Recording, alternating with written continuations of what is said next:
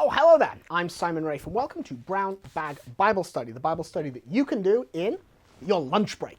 Now, this is an introduction to Scripture, which will give you some information that you might not have known, and it will encourage you to read the Bible. But most importantly, it's presented in bite-sized pieces, which are perfect to fit in with our busy lifestyles. Every week, I'll be concentrating on a small part of Scripture, either one of the 73 books of the Bible or a group of related books, and I'll bring you interesting facts and information to help you understand it. I'll also be including links to further reading, articles, books, podcasts, and so forth, which will help you learn to love sacred Scripture even more. This week, the book of TOBIT, a charming story of perseverance, family love, and an education in the actions of angels. This book was probably written around the 2nd century BC and may have been written in Hebrew or Aramaic. Certainly, fragments of this book in these languages have been found among the Dead Sea Scrolls, and St. Jerome mentions as having access to an Aramaic version when he was translating the Latin Vulgate.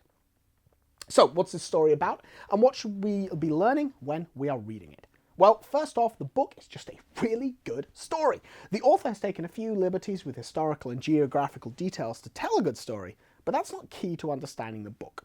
We meet TOBIT, a righteous man living in the city of Nineveh after the deportation of the northern tribes to Assyria around 721 BC. He was exiled for burying those killed by the king Sennacherib, and even after his return, when that king dies, he continues to perform this work of mercy. But tragedy befalls him. He is struck with blindness and sinks into despair, embarrassed that his wife has to work to support him. Meanwhile, in faraway Medea, the beautiful woman Sarah is also despairing. She has been married 7 times, but each time on her wedding night, before the marriage can be consummated, the demon Asmodeus has killed her husbands. TOBIT sends his son Tobias to collect a sum of money he has left in the land of Medea. Enter the angel Raphael, in disguise as a kinsman of TOBIT, and together they set off for Medea. With the help of Raphael, constantly providing advice and suggestions, Tobias not only marries the girl, but gets rid of the demon, makes his fortune, returns home, and cures his father's blindness.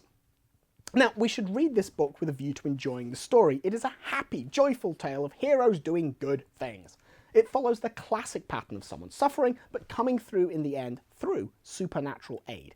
The spiritual lessons we should take from this book are the value and support of our angels. Tobias has the assistance of Raphael, who tradition tells us is an archangel, and we have our guardian angels, as well as the lessons of family love and loyalty.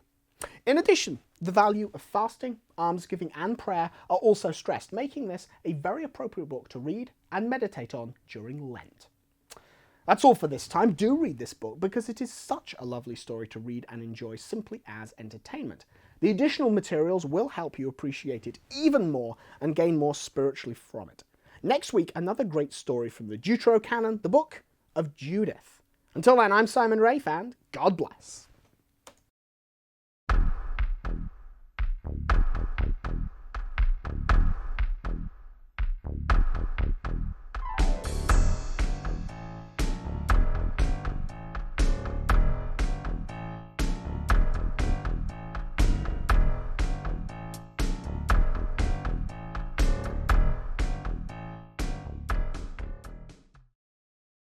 To learn more about the place of Scripture in the lives of Catholic Christians, I urge you to read Pope Benedict's apostolic exhortation Verbum Domini. The Pope encourages all Catholics to read, learn, and love Scripture and to understand its relation to the Church. A link to this exhortation is included in the reading materials for every episode of Brown Bag Bible Study. Just click the link over there.